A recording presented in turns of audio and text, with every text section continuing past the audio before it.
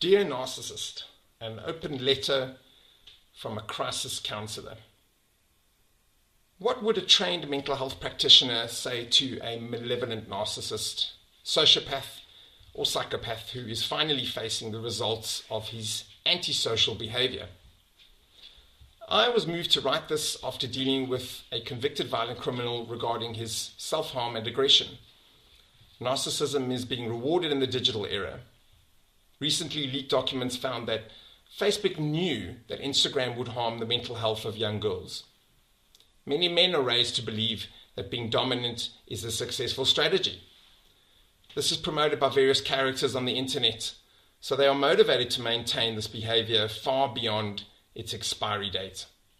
I'm referring to malevolent narcissism below, but this could apply to other forms of narcissism that are being incentivized and rewarded in the cluster B society. The fact is, you will never hear this from a crisis counselor or therapist because we are compassionate people who adhere to professional ethics, and this level of blunt honesty is not appropriate for a live encounter. But some people need to hear it because this will sabotage their lives. Others need to see that narcissism, materialism, incessant consumption, digitized self-esteem, and cluster B traits will lead them into a crisis if they persist. The West is an individualistic society. Studies found that negative forms of narcissism are higher in individualistic cultures, arguably producing all the mental health issues we see today. As a mental health professional, I do not write this to label or shame anyone. On the contrary, I do not want you calling me when I'm on duty at the crisis call center when your life is in ruins. The fact is, a narcissist can learn how to be more successful at their goals. They can adapt just like anyone else. Even psychopaths are divided into functional and dysfunctional categories. I want to help the ones who have not adapted to society's algorithm, which runs within us all, to prevent bullies and tyrants from succeeding. Do not be fooled by stories of dictators, political tyrants, and psychopaths who succeed as CEOs and surgeons. In the end, there is a price to pay if they keep succeeding at others' expense. It's time for some tough love. Dear B, the harsh truth is that you're doing life wrong. You have built a life on a theory of human behavior that will fail you, leaving you feeling angry, empty, lonely, and bitter. You reach out only when things have not gone your way. When someone tries to help you, you cannot express yourself coherently because you know we are not clueless, and we will see your demands as selfish. So you lie. What no one will tell you is that living your life using a grandiose sense of self-importance to pursue your preoccupation with delusions of unearned status, power, brilliance, beauty, and idealistic intimacy is a dead end. You scoffed at the most basic age-relevant skills many people try to give you. You avoided developing your competencies with your peers. Instead, you used manipulation, aggression, even violence and deceit to achieve fragile status and power to dominate others. Your rage and frustration at the world expose your narcissism. You were complacent. You didn't keep up with the evolving environment. You did not learn skills or harness abilities that are valuable to anyone else but yourself. You assumed that you were smarter, better, and more important than others. You rejected those who tried to warn you. The truth is, you aborted humility for shallow self-gratification, materialism, and consumption. A fragile strain of self-esteem ruled your consciousness. In your mind, we are all extras in your show. You prioritized your appearance. You misrepresent your accomplishments and faked skills, and you expected people to submit to your will. Only the best would do for you, and soon even that wasn't good enough. Only the greatest people could associate with you until they too failed your lofty, judgmental, and cruel assessments. You would declare your opinion and feed off their crushed spirit. You never apologized for anything. It was always someone else's or something else's fault.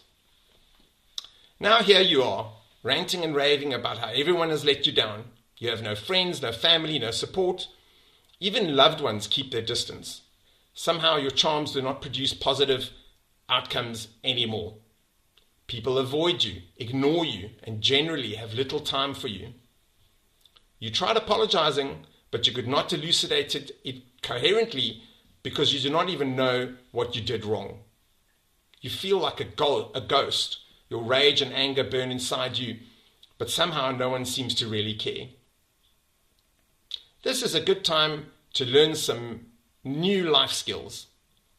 Learn how to do things that matter to other people. Start paying attention to the feedback you get. Modify your behavior appropriately. You can channel energy into productive, meaningful goals.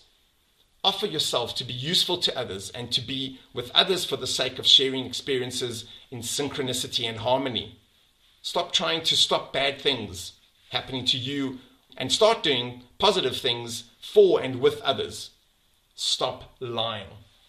The truth is, if you pursue a narcissistic strategy, you will never get the glory, attention, and resources you so desperately desire. You're doing it wrong. Your mistake was thinking you knew better. Go back to that moment. Who was it that you supposedly outsmarted? Was it a parent? A friend? Did you really know better after all? What evidence do you have of this? Your narcissism might have been triggered in early childhood by adverse conditions. You thought you could do better than dysfunctional adults or a parent. By not doing what they did wrong, you made some gains. But after that, you started believing you always knew better. When someone who loved you tried to correct you, you mimicked victimhood, and they responded with empathy. That was when you found a way to manipulate people who feel empathy. You learned how to mimic empathy in pursuit of your own goals. Are you still doing that? Keeping people who dare to love you trapped in a cycle of mutual abuse? Make no mistake, this pattern is mutually abusive. Neither of you is getting what you want or need. The reality is that humanity did not evolve to succumb to your bidding. Humans have been isolating, ostracizing, and punishing narcissists, sociopaths, and psychopaths for as long as we have lived in groups. An unsuspecting individual may succumb to your spell, but not for long, and others will notice what you are doing. Evolution has embedded overwhelmingly successful strategies to ostracize you that are far, far superior to yours. In the face of this overarching survival algorithm, you are left with more and more drastic behavior to achieve your goals. It becomes all-consuming and exhausting. Something tells you there must be a better way. That something is your undeniable humanity. It has been trying to motivate you to work with others and use respect and fairness in your choices. Some people will develop narcissistic strategies to get what they need during adverse childhood experiences. The problems start when you enter adulthood. Your needs become more sophisticated. Your survival strategy worked when you were young, but it is no longer appropriate. Perhaps unresolved emotions from the adverse experiences in your past keep you trapped in a cycle of deflecting the signals to adapt. You were too afraid to risk your sense of control. But now you are an adult. Adults have fully developed brains that are equipped with a survival algorithm that tells us who to trust and who to ostracize. If you do not adapt, you could spend your life raging against this force, but you will inevitably lose. Instead, you can cooperate with those who care about each other. In most religions, they use the power of acceptance. They preach about surrendering your life to a deity. This is what they mean. Surrender the wounded spirit to the embrace of humanity. You may have been hurt by a parent or a guardian, but in adulthood, society becomes your guardian. You cannot deny the value of this. Stop raging against the natural order. Face your fears. Maybe you believe that being cooperative makes you vulnerable, exposing you to more pain. But you are the adult now. It is your narcissism that makes you vulnerable. Every day, everywhere, people are adapting to life stages appropriately, and so can you. Once you tap into this energy, work with the natural order, everything becomes easier. Your existential anxiety dwindles. People stop avoiding you, and love and respect return. Why would you keep rejecting this natural effect when it costs you so much to keep trying to beat it? Do you really believe you use substances to cope with life out of free will?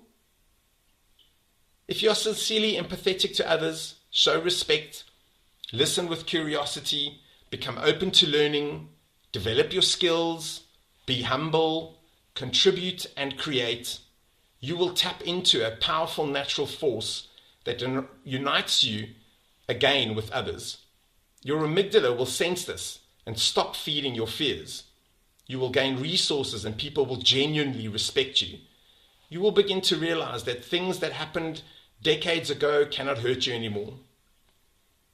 The people in your life are not to blame for what happened long ago. You cannot expect remorse from them. You will notice how wonderful the people around you are. The world becomes more beautiful. You can see how love flows freely between us, and your purpose in life rises to meet you. The horizon glimmers with hope. We know narcissism is rewarded in the digital era. You are being misled. We are sorry, we did not foresee this. But it is never too late to learn from your mistakes and start achieving meaningful goals. Join us. We have an open door policy and life coaching is free. With love, humanity.